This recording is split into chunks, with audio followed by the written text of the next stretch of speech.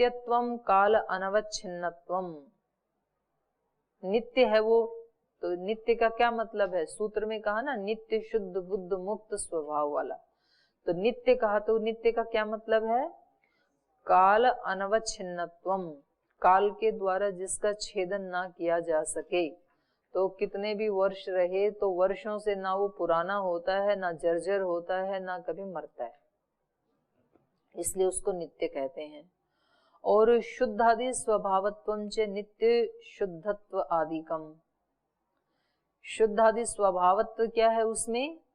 जो नित्य है वो शुद्धत्व आदिकम, नित्य होते हैं वो शुद्ध भी होते हैं, क्योंकि वो नित्य है ही इसलिए कि उसमें कोई परिवर्तन नहीं हो रहा है, और परिवर्तन नहीं हो रहा है तो जैसा था वैसा है वैसा ही रहेगा, उसी को शुद्ध कहते हैं।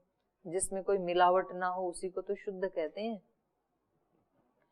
तत्र नित्य शुद्धत्वम सदा पाप पुण्य शून्यत्वम, जो नित्य शुद्ध ऐसे कहा तो उसका अभिप्राय क्या है? सदा पाप पुण्य से वो शून्य ही रहता है। तो फिर हम ऐसे क्यों बोलते हैं ये पापी है, ये पुण्यात्मा है, ये बड़ा धर्मात्मा है, ऐसा क्यों बोलते हैं? हम औपाधिक बोलते हैं, उसका अपना स्वरूप तो सदा इनसे शून्य ही रहता है। नित्य बुद्धत्वम अलुप्त चिद रूपत्वम, तो नित्य, नित्य शब्द ना सबके साथ जुड़ा है यहाँ सूत्र में, नित्य शुद्ध, नित्य बुद्ध, नित्य मुक्त। तो नित्य शुद्ध बताया क्या है? नित्य शुद्ध पाप पुण्य से सदा वो शून्य रहता है, आत्मा को नहीं छूते हैं पाप पुण्य। और नित्य बुद्ध का मतलब क्या है? नित्य बुद्धत्वम माने अलुप्त चिद रूपत्वम, उसका जो चेतन रूप है, चिद रूप है, वो उसका कभी लोप नहीं होता है, चेतनता का कभी लोप नहीं होता है, इसलिए वो क्या है? नित्य बुद्धत्वम, नित्य बुद्ध स्वरूप है, ज्ञान स्वरूप है वो। और नित्य मुक्तत्वम क्या है? नित्य मुक्तत्वम सदा पारमार्थिक दुख अयुक्तत्वम, नित्य मुक्त का मतलब है पारमार्थिक दुख से सदा वो अयुक्त है, अलिप्त है, माने वास्तविक दुख से। पारमार्थिक दुख मतलब वास्तविक दुख से, वास्तविक दुख कभी भी नहीं होता है उसको, सदा ही वो दुख से मुक्त ही है। तो करना क्या है? ऐसा मानना है हमें, क्योंकि ऐसा ही स्वरूप ये बता रहे हैं। तो ये हमारे गुरु हैं, जो ऋषि हैं, हमारे बड़े हैं, हमारे गुरु हैं, हमारे आदर्श हैं, और ये हमें बता रहे हैं कि आप आत्माएं कैसे हैं? मुक्त स्वभाव है, नित्य मुक्त हैं आप, नित्य शुद्ध हैं, नित्य बुद्ध हैं। तो हमें उसको केवल मानना है। तो सुबह उठते ही पहला विचार क्या करना है? बस ऐसा मानना है। और आज मैं दिन भर जो भी कार्य व्यवहार करूंगा, जिनसे भी मिलूंगा जुलूंगा, वो कैसे मिलूं जुलूंगा? नित्य शुद्ध बुद्ध मुक्त स्वभाव में रहते हुए, अपने उस स्वरूप को याद रखते हुए मुझे आज का दिन बिताना है। तो फिर अच्छे से भी नहीं जुड़ना। व्यक्ति कहता है बुरे बुरे वाले को तो हटा दूंगा, लेकिन अच्छे वाले का क्रेडिट तो मैं ही लूंगा, जो जो अच्छा किया ना, तो वो तो मेरे खाते में जुड़ना चाहिए। तो उसके लिए तो फिर मेरे नाम से तालियां बजनी चाहिए, उसके लिए तो मेरे को माला पहनने के लिए मंच पे अवसर मिलना ही चाहिए, जो मैंने अच्छा किया है उसके लिए। तो जो मैंने 5 दर्शन याद किए उनका तो पुरस्कार मिलना ही चाहिए। ठीक है श्रीकांत जी, वो भी हटाना है फिर, क्योंकि आप नित्य मुक्त हैं। क्या चाहेंगे? हाँ, शुद्धि आ जाएगी फिर।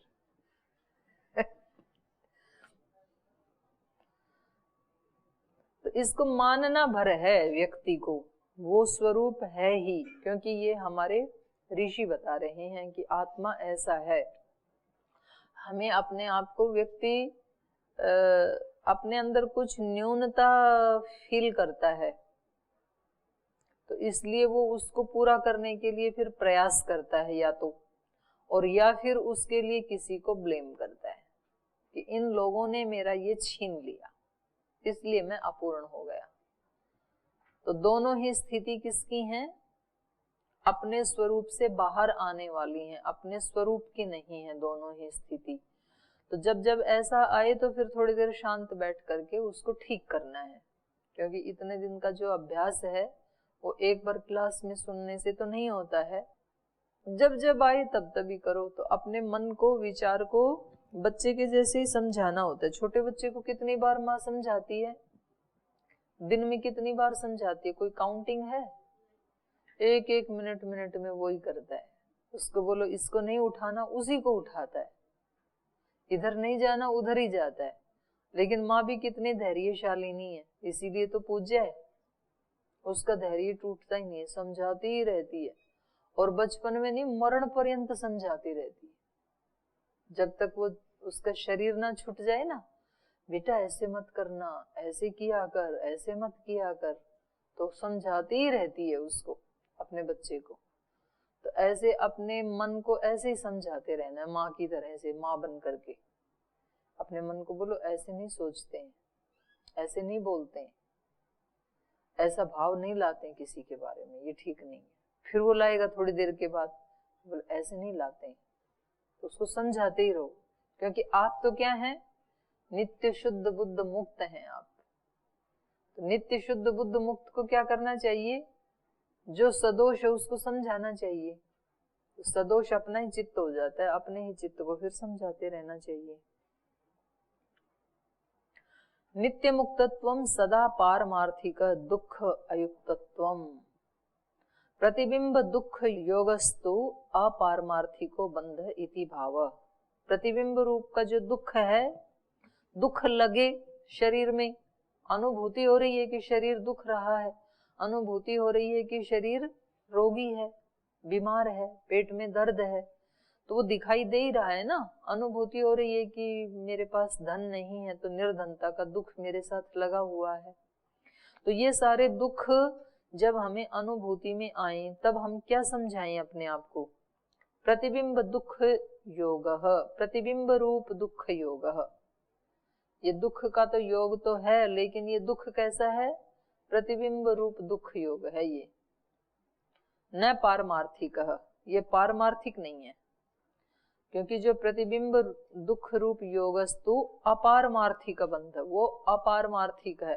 अपारमार्थिक मतलब अवास्तविक, वो वास्तविक नहीं है, माना हुआ है, आरोपित किया हुआ है। आत्मनो नित्य शुद्धत्वादौ च श्रुति, और यहाँ तो बताया ही है सांख्य में, तो श्रुति में भी आत्मा का ऐसा ही स्वरूप बताया है, नित्य शुद्ध वाला ही बताया है।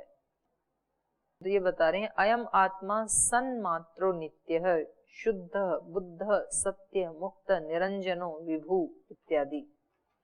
तो ये किसी उपनिषद का है,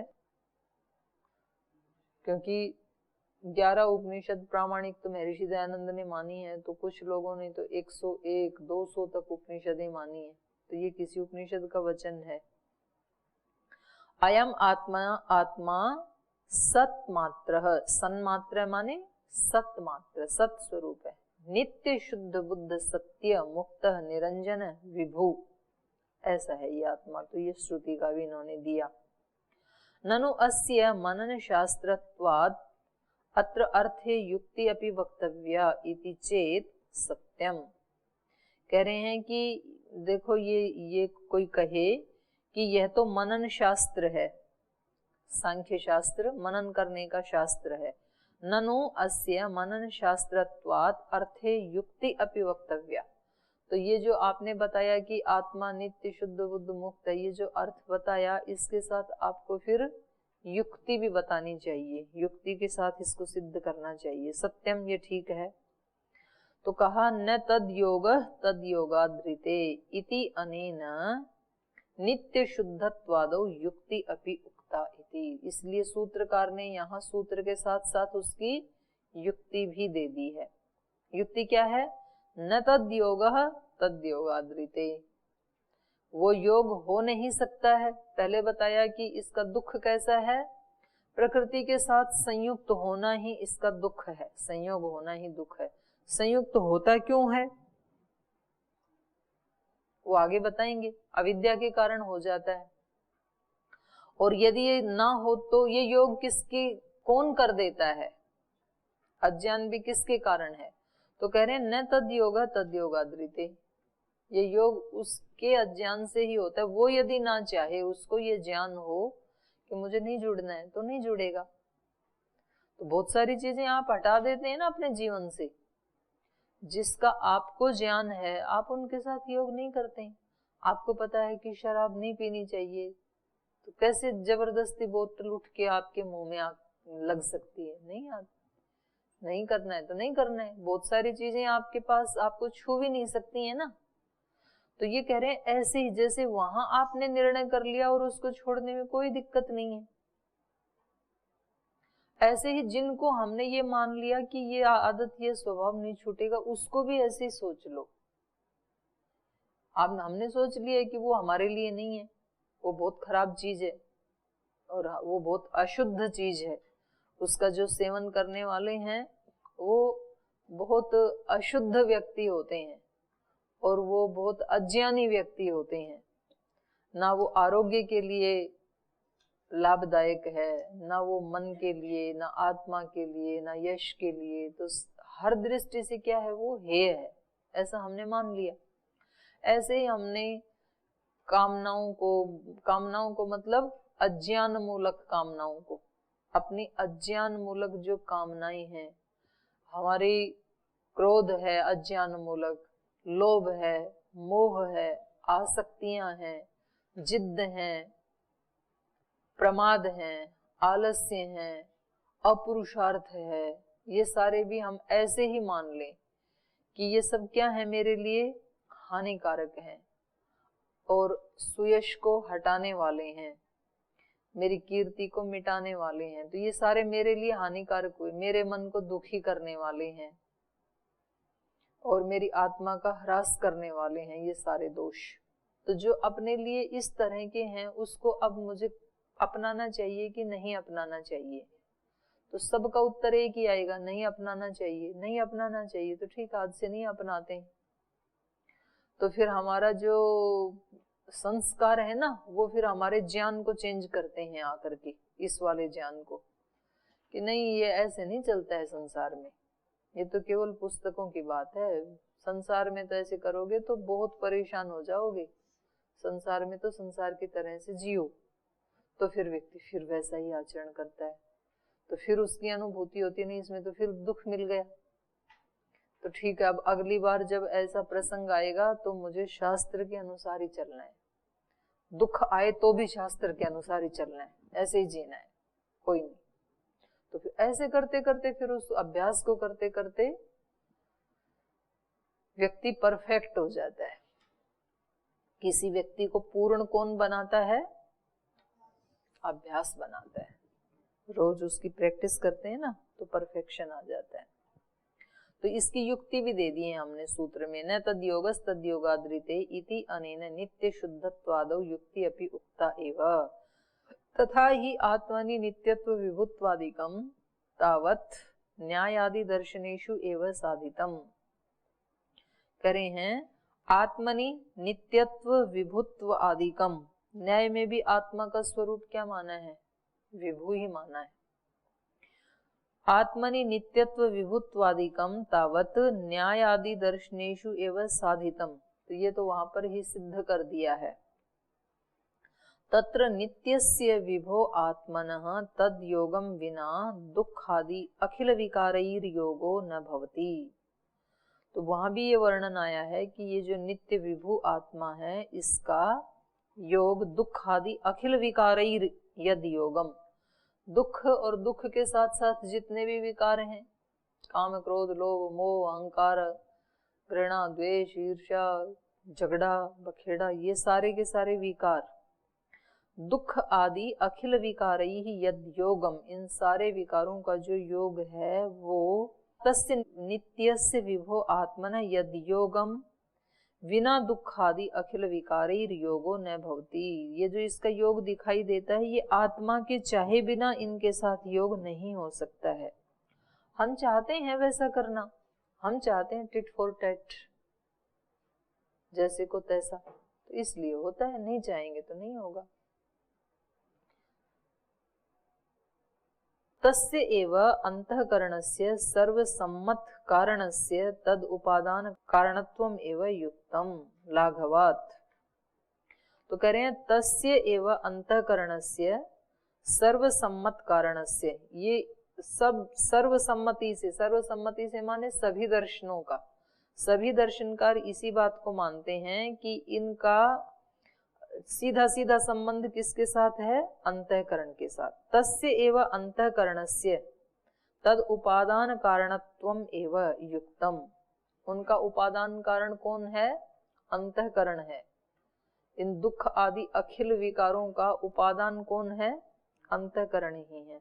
तो अंतःकरण के ही ये दोष मानना और अंतःकरण का ही दुख मानना, ये ही सर्वसम्मति से सिद्ध हुआ है, क्योंकि इसमें क्या है? लाघव है, लाघवत्वात्। सर्व विकारेषु अंतःकरणस्य एव अन्वय व्यतिरेकाभ्याम च, जो विकार हैं वो सारे अंतःकरण के ही हैं। ये कैसे सिद्ध हुआ? अन्वय व्यतिरेक से भी यही सिद्ध होता है। अंतःकरण से युक्त आत्मा होता है तो अंतःकरण के विकारों से भी युक्त हो जाता है, अंतःकरण से युक्त नहीं होता है तो अंतःकरण के विकारों से भी युक्त नहीं होता है, जैसे कि गाढ़ निद्रा में। तो अन्वय व्यतिरेक की दृष्टि से देखें तो भी यही सिद्ध होता है कि ये सारे अखिल विकार जो हैं, इनका संबंध तात्विक संबंध, पारमार्थिक संबंध तो अंतःकरण से ही है, आत्मा से नहीं है। वो तो नित्य शुद्ध बुद्ध ही है।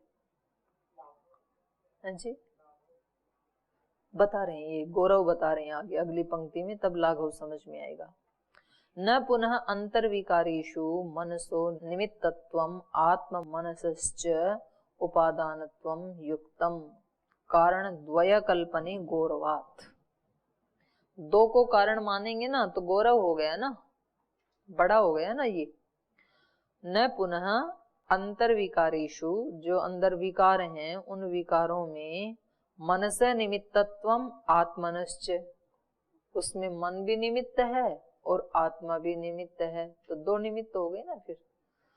तो कह रहे हैं मन निमित्तत्वम आत्मनश्च उपादानत्वम युक्तम, ये युक्त नहीं है ऐसा मानना, दोनों को कारण मानना ये युक्त नहीं है, क्योंकि कारण द्वय कल्पने गौरवात्। दो को कारण मानने से गौरव होता है, मतलब बड़ी हो जाती है प्रक्रिया। तो लाघव गौरव की दृष्टि से यदि देखें तो भी अंतःकरण का मानना ही ठीक है, क्योंकि उसमें लाघव है। तो उसको एक को हटा दो तो वो अपने आप ही हट जाएगा उसमें। ननु अहम सुखी दुखी करोमि इत्यादि अनुभवात आत्मनो विकारोपादानत्व सिद्धि ही। ये कह रहे हैं कि यदि कोई ऐसे शंका करे कि मैं सुखी हूँ, मैं दुखी हूँ, मैं ये कर्म करता हूँ, करोमि इत्यादि अनुभवात, क्योंकि हमारा जो रोज का अनुभव है वो तो यही है। कभी तो हम सुखी होते हैं, कभी हम दुखी होते हैं, कभी हम कहते हैं कि मैं ये काम कर रहा हूँ, करता हूँ। तो सुखी दुखी करोमि इत्यादि अनुभवात आत्मनो विकार उपादानत्व सिद्धि, तो इससे तो ये पता लग रहा है कि ये सारे विकार किसके हैं? आत्मा के ही हैं, क्योंकि ये विकार मैं मेरे में ही देखता हूँ ना, आत्मा में ही देखता हूँ रोजाना, कि कभी मैं सुखी हो जाता हूँ, कभी दुखी हो जाता हूँ, कभी कर्ता भाव से युक्त हो जाता हूँ, कभी दाता भाव से युक्त हो जाता हूँ। तो ये सारे तो विकार मुझ में दिखाई देते हैं। ऐसे कोई पूछे तो इति चेतन, तो ये ठीक नहीं है। अहम गौर इत्यादि भ्रम शतांत पातित्वेन अप्रामाण्य शंकः शंका स्कंदिततयोः उक्त प्रत्यक्षाणाम उक्तः तर्कानुगृहीत अनुमानापेक्षया दुर्बलत्वात्। ऐसा यदि कोई मानता है तो न, ऐसा मानना ठीक नहीं है कि जी ये तो हमारा प्रत्यक्ष अनुभव है, सुखी दुखी होते हैं, कर्ता भाव में रहते हैं, तो कैसे माने कि ये आत्मा के लक्षण नहीं है, आत्मा के धर्म नहीं है, ऐसा कोई कहे तो ये ठीक नहीं है। क्योंकि जैसे अहम गौर, मैं गौर वर्ण वाला हूँ, मैं काले वर्ण वाला हूँ, इस तरह के इत्यादि इत्यादि भ्रम शतांतः, ऐसे सैकड़ों भ्रम होते हैं व्यक्ति को। तो आत्मा कोई काला गोरा होता है क्या? लेकिन तो भी व्यक्ति अपने को क्या मान लेता है? मैं गोरा हूँ, मैं सांवला हूँ, मैं कम गोरा हूँ, मैं ज्यादा गोरा हूँ, मैं लंबा हूँ, नाटा हूँ, ऐसे सैकड़ों भ्रम तो रहते हैं व्यक्ति को। मैं सुंदर हूँ, मैं सुंदर नहीं हूँ। तो सुंदर वाला जो मान लेता है उस आत्मा में अहंकार आ जाता है, घमंड आ जाता है। जो मान लेता है मैं सुंदर नहीं हूँ, उसमें हीनता आ जाती है। तो कह रहे हैं ऐसे तो क्या है, भ्रम शतांत, सैकड़ों भ्रम है। भ्रम शतांत पातित्वेन, तो ऐसा ही ये भ्रम भी है, मैं सुखी हूं, मैं दुखी हूं, जैसे वे भ्रम हैं ऐसे ये भी एक उन सब सैकड़ों भ्रमों के अंतर्गत आ जाने से, भ्रम शतांत पातित्वेन, उन सैकड़ों भ्रमों के बीच में गिरने से, उनके बीच में गिरने से माने उन्हीं के अंतर्गत आ जाने से ये भ्रम भी क्या है, अप्रामाण्य, ये भी अप्रामाणिक है। ये शंका भी कि मैं सुखी हूँ, दुखी हूँ, मैं करता हूँ, ये शंका भी कैसी है, अप्रामाणिक है। अप्रामाण्य शंका स्कंदिततया, स्कंदिततया मतलब फैल जाना। तो ये शंकाएं फैली हुई हैं हमारे दिमाग में, तो ये कैसी हैं, अप्रामाणिक शंकाएं हैं। अप्रामाण्य शंका स्कंदिततया उक्तः प्रत्यक्षाणाम उक्तः, प्रत्यक्षाणाम उक्तः तर्कानुगृहीता अनुमानापेक्षया दुर्बलत्वात्।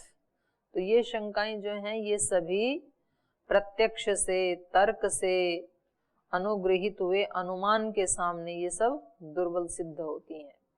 कोई व्यक्ति कहता है कि मैं गौर हूं, तो जब उसको आत्मा का प्रत्यक्ष होता है तो ये शंका कैसी पड़ जाती है, दुर्बल। और मैं ऐसा हूँ, ये सारी के सारी शंकाएं जब वो या तो प्रत्यक्ष से जानता है या अनुमान प्रमाण से जानता है, तो ये सारी शंकाएं कैसी हो जाती हैं, दुर्बल हो जाती हैं। तर्क से जानता है, तो जब सच्चाई सामने आती है तो ये सारी शंकाएं जैसे दुर्बल हो जाती हैं, वैसे ही मैं सुखी हूँ, दुखी हूँ, करता हूँ, ये शंका भी दुर्बल हो जाती है। ऐसे तो बहुत सारे भ्रम पाल के ही रखता है व्यक्ति, पर सच्चाई जिस दिन एक दिन सामने आ जाए तो सारे भ्रमों को तोड़ने में कितनी देर लगती है, फिर तो एक क्षण ही लगता है। भक्त जनों के संकट क्षण में दूर करे, जय जगदीश हरे। हाँ लग गए कुछ तो गाने, सत्येंद्र जी लग गए। तो जब कष्ट दूर होता है तो क्षण में ही होता है। अंधेरा है कमरे में, स्विच ऑन करने में कितनी देर लगती है, एक क्षण लगता है, एक क्षण में प्रकाश ही प्रकाश। तो जिस दिन व्यक्ति का ये भ्रम टूटा और अपने स्वरूप की अनुभूति हुई, उसके बाद आज तक के जितने भी भ्रम थे, बचपन से लेके पिछले जन्म के, उसके पिछले जन्म के, कितने भी जन्मों के, वो सारे एक ही साथ। तो कितना अच्छा डिटर्जेंट है, आया नया उजाला 4 बूंदों वाला, 4 बूंद डाली सब बढ़िया बढ़िया। तो ये जो ज्ञान है ये ऐसा ही है। आत्मनस चिन्मात्रत्वे तो युक्ति अग्रे वक्ष्यत इति दिक्। कुछ कह रहे हैं उजाला का आप ऐड क्यों कर रहे हो, अपने पतंजलि का करो, ऐसे कह रहे हो रविकांत जी। हाँ, आत्मनस चिन्मात्रत्वे तो युक्ति अग्रे वक्ष्यते इति दिक्। करें कि आत्मा की जो चिन्मात्रता है, आत्मा चेतन है, इसकी युक्ति अग्रे वक्ष्यते, आगे कहेंगे। अस्य सूत्रस्य एव अर्थः कारिकया अपि उक्तः। इस सूत्र का अर्थ कारिका के द्वारा भी कहा गया है। कारिका क्या कह रही है, तस्मात् तत्संयोगात् अचेतनम चेतनादिवत् इव लिंगम गुणकर्तृत्वे च तथा कर्तेव भवति उदासीनः। तस्मात् इसलिए, तस्मात् कस्मात् ये परिणामी होने से, तस्मात् तच्चित संयोगात् अचेतनम चेतनावत, चेतनावत इव लिंगम। जैसे ये हमारा चित्त है, ये कैसा है, अचेतन है, और चेतना के साथ मिल जाने से कैसे हो जाता है, चेतन इव। तस्मात् तत्संयोगात्, इसलिए उस आत्मा का संयोग करने से, उस आत्मा के संयोग से अचेतनम चेतनावत इव लिंगम, जो अचेतन था चित्त वो चेतन जैसे दिखने लगता है। गुण कर्तृत्वे च कर्ता एव भवति उदासीना, तो कह रहे हैं उसी प्रकार से आत्मा का अकर्तृत्व, गुणों का कर्तृत्व और आत्मा का अकर्तृत्व, गुण कर्तृत्वे च कर्ता इव भवति उदासीन। कर्तृत्व वास्तव में किसका है? अंतःकरण का, गुणों का। गुणा गुणेषु वर्तन्ते, सब कर्म गुणों में हो रहे हैं, क्योंकि सारे कर्म या तो शरीर करता है, या तो इंद्रियां करती हैं, या तो मन करता है, या बुद्धि करती है, वाणी करती है, इसी से तो सारे कर्म हो रहे हैं। और ये सारे के सारे गुणों का ही विस्तार है, तो सारे कर्म किसके द्वारा हो रहे हैं? गुणों के द्वारा हो रहे हैं। गुण कर्तृत्वे, गुणों के कर्तृत्व में, तथैव वैसे, तथा कर्ता इव भवति, ये जो उदासीन है ना आत्मा, ये तो निर्लिप्त है उससे, लेकिन ये कर्ता जैसे मान लेता है अपने आप को। जैसे कि जो जड़ बुद्धि आदि हैं वो यद्यपि जड़ हैं, लेकिन वो चेतन के संयोग से अपने आप को चेतन जैसा मान लेते हैं, चेतन जैसा मान लेते हैं, इसीलिए वो कहते हैं कि मैं सुखी हूँ, दुखी हूँ। अगर उसमें चेतना का संयोग ना हो तो जड़ कैसे अनुभूति करेगा? तो जैसे जड़ इसके संयोग से चेतन जैसा मान लेता है, चेतन जैसे लिंग आ जाता है उसमें, चेतन जैसा दिखने लग जाता है वो, उसी प्रकार से ये उदासीन आत्मा भी इन गुण त्रय के कर्तृत्व में अपने आप को कर्ता जैसे मान लेता है। कर्तृत्वम अत्र दुखित्वादि सकल विकारोपलक्षणम, तो यहाँ कर्तृत्वम कहा जो इसमें, तो वो क्या है? कर्तृत्व दुखित्व आदि, दुखी होना इत्यादि, उसमें सुख प्रमाद सारे आ जाएंगे। दुखित्वादि सकल विकाराणाम उपलक्षणम, दुख यहाँ सभी विकारों का उपलक्षण है। तथा योग सूत्रे अपि अस्य सूत्रस्य एवं अर्थ उक्तः, और योग सूत्र में भी इसका अर्थ ऐसे ही किया है वहां सूत्रकार ने। सूत्रकार कहता है दृष्टि दृश्यो संयोगो हेय हेतु। हेय क्या है? दुख। हेय का हेतु क्या है? संयोग, दृश्य के साथ संयोग। और उस संयोग का भी हेतु क्या है? अविद्या। तो यहां बताया दृष्टि दृश्यो संयोगो हेय हेतु, दृष्टा और दृश्य का संयोग हो जाना ही हेय का हेतु है, दुख का कारण है। हेय क्या है? दुख। और दुख का कारण क्या है? दृष्टा और दृश्य का संयोग हो जाना, तो यही कहा योग सूत्र में भी। और गीतायाम च, गीता में भी यही कहा, पुरुष प्रकृतिस्थो ही भुंक्ते प्रकृति जान गुणान। पुरुष जो है वो कैसा है? प्रकृतिस्थ, प्रकृति में स्थित होकर के, प्रकृति में स्थित होकर के ही भुंक्ते है प्रकृति जान गुणान, अपने स्वरूप में रह करके वो प्रकृति से उत्पन्न होने वाले विषयों को भोग नहीं कर सकता है। जब वो उनके साथ मिल जाता है तब भी प्राकृतिक, प्रकृति से उत्पन्न होने वाले सुख या दुख का भोगने वाला बनता है। प्रकृतिस्थ, प्रकृतिस्थ माने प्रकृतौ संयुक्त, प्रकृतिस्थ का मतलब है प्रकृति के साथ युक्त। तथा च श्रुतौ अपि, और वैसे ही श्रुति में भी कहा है, आत्म इंद्रिय मनोयुक्तम भोक्ता इत्याहु मनीषिणः। आत्मा, इंद्रिय और मन, इनका जो योग है, आत्मा का इंद्रिय और मन के साथ युक्त हो जाना, योग हो जाना, उसी को क्या कहा है मनीषियों ने? भोक्ता, वही भोक्ता है। ये थोड़ा सा और जो बचा है इसको फिर, थोड़ा सा नहीं अभी तो काफी चलेगा ये, तो इसको शेष कल चर्चा करेंगे। आज ही विराम देते हैं।